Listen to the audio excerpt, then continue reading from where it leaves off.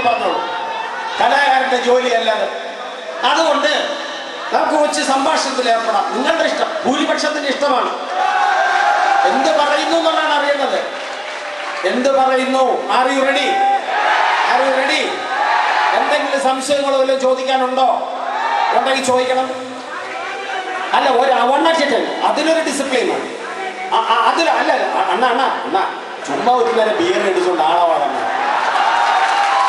നാളെ മൂത്രം ഒഴിച്ചാൽ അങ്ങ് പോകും. ചുമ്മാ വെറുതെ 1.5 കുപ്പി വ്യക്തമായിട്ട് പറ. ഒരാൾ നിന്ന് ഒച്ചത്തിൽ വ്യക്തമായിട്ട് പറ.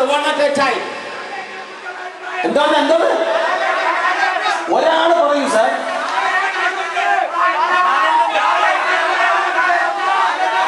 എന്നാ റിപ്പീറ്റ് ചെയ്ത് വന്ന്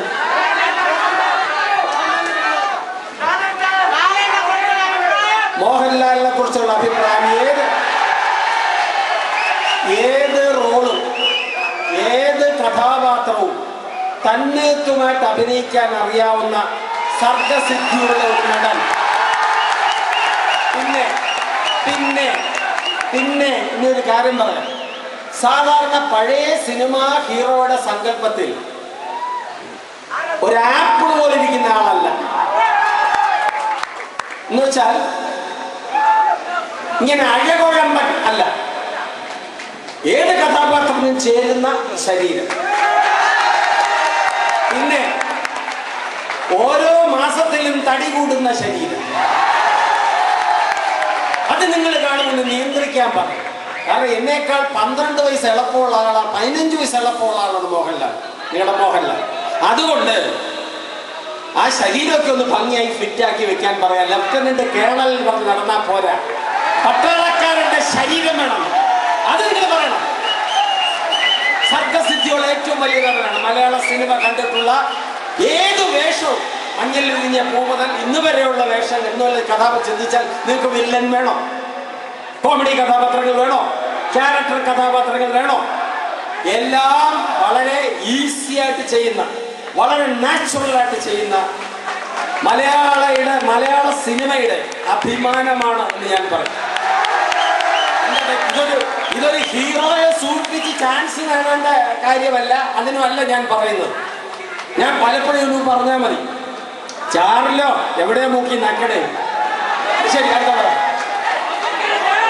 പറയൂ.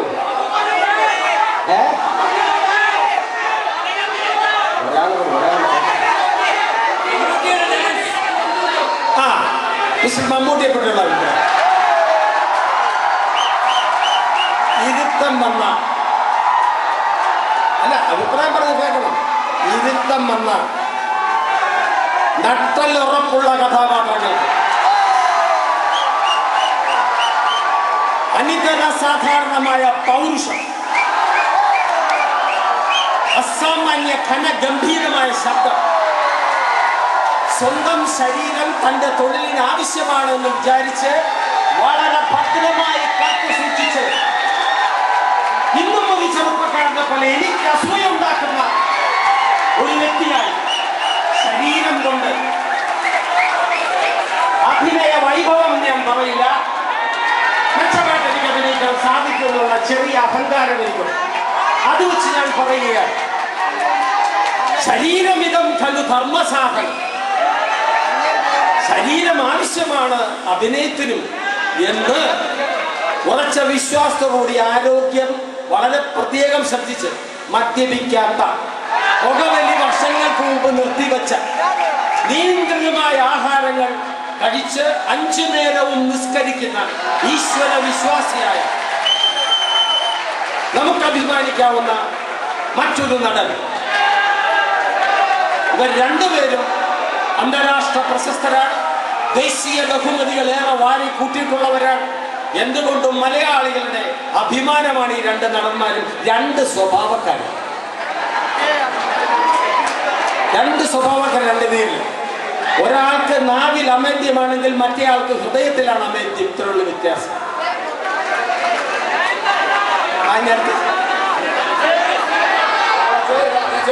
ഹലോ, വെള്ളം തരണം. വെള്ളം കുടിക്കാനുള്ള ശ്രമമാണ്. അതായിട്ടില്ല. സ്റ്റേജ് ആവുമ്പോ ഇനി ഞാൻ പറയാം. വെച്ചിട്ട് മമ്മൂട്ടിയുടെ ഡാൻസിനെ കുറിച്ച് എന്താണ് അഭിപ്രായം? ഡാൻസ് അത്ര ശരിയല്ല. എനിക്ക് മൈക്കൽ ജാക്സന്റെയും പ്രഭുദേവയുടെയും ഡാൻസിന് ശേഷമേ ഉള്ളൂ ചിന്തിക്കാൻ പോലും സാധിക്കില്ല. മമ്മൂട്ടി ഒരു ഡാൻസർ അല്ല, ഒരു നടനാണ്. മോഹൻലാൽ ഒരളവ് വരെ എന്നെ പോലെയൊക്കെ ഒരളവ് ഒരു താളത്തിനൊക്കെ എന്തെങ്കിലുമൊക്കെ കാണി ഡാൻസ് വഴങ്ങില്ല. അത് ഞാനിപ്പോ ഒരു മഹാരാജൻ പഴശ്ശിരാജന്റെ വേഷം എടുത്ത് അങ്ങനെ എനിക്ക് തെണ്ടിപ്പോകും. അഭിനയസിദ്ധിയൊക്കെ എനിക്കുണ്ട്, പക്ഷെ പഴശ്ശിരാജ അവിടെ മമ്മൂട്ടിയേ ഉള്ളൂ. എനിക്ക് അഭിനയിക്കാൻ അറിയുന്നതുകൊണ്ട് ഞാൻ രാജാവിനെ പോലെ തോന്നിക്കണമെന്നാണ്. രണ്ടാമതിനുള്ള ഫിഗർ വേണം, ഇത് രണ്ടും എനിക്കില്ല. ഇനിയിപ്പോ ജഗദീഷ് ശ്രീകുമാറിനെ കുറിച്ചുള്ള അഭിപ്രായം എന്താ? ജഗദീഷ് ശ്രീകുമാറിനെ കുറിച്ചുള്ള അഭിപ്രായം കാശിന് വേണ്ടി എന്തും ചെയ്യുന്ന ഒരു നടൻ.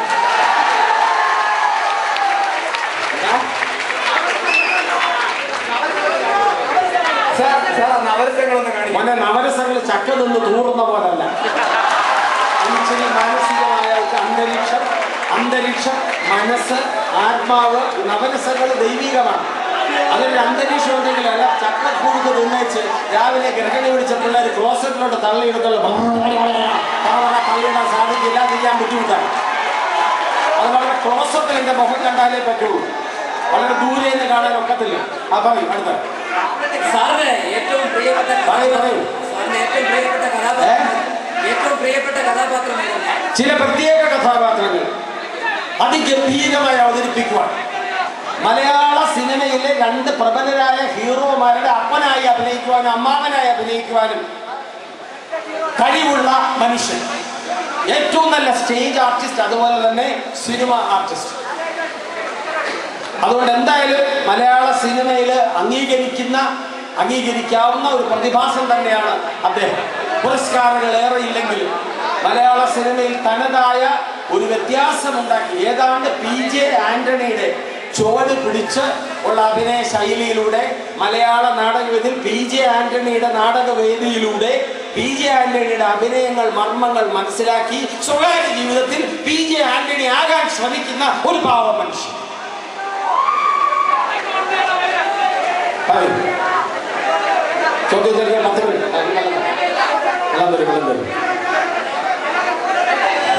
അതാണ് ഇപ്പൊ പറഞ്ഞത്. സാർ, തിലകനെ പറ്റി എന്താണ് അഭിപ്രായം? അതാണ് ഇപ്പൊ പറഞ്ഞത്. എണ്ണ ഇവിടെ ഇല്ലായിരുന്നു, എന്നാ മൂന്ന് മണിക്കുണ്ട്. അത്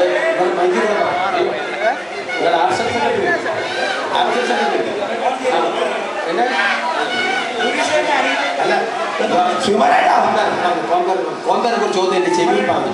ഈ മൈക്കി കൂടെ പറഞ്ഞു.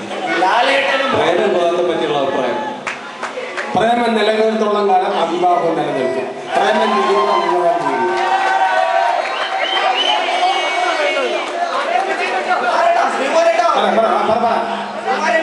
പറയൂ.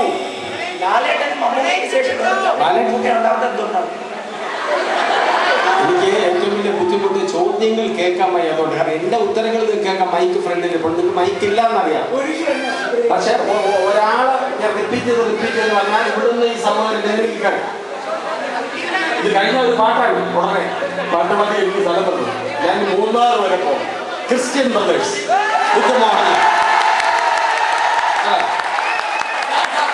നല്ല പടമായിരിക്കും വിശ്വസിച്ചങ്ങളെ കൂടെ അഭിനയിച്ച് നല്ലതാണ്. നല്ലതാണെങ്കിൽ നിങ്ങൾ സ്വീകരിക്കും, നല്ലതല്ലെങ്കിൽ തിരസ്കരിക്കുക.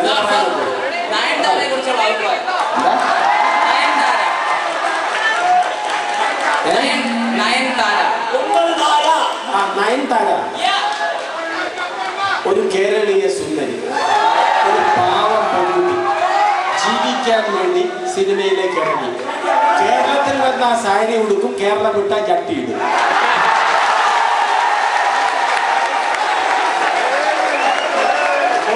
സെക്ഷൻ ഇനി പാട്ട്. കാരണം ഇനി നിങ്ങളുടെ പ്രോഗ്രാമിൽ ഭയങ്കര ഡാൻസ് പിള്ളേരൊക്കെ റെഡിയായിരിക്കണം, ഭയങ്കര ഡാൻസ് പരിപാടിയൊക്കെ ഉണ്ട്. കാരണം എനിക്കും വരെ അത്യാവശ്യം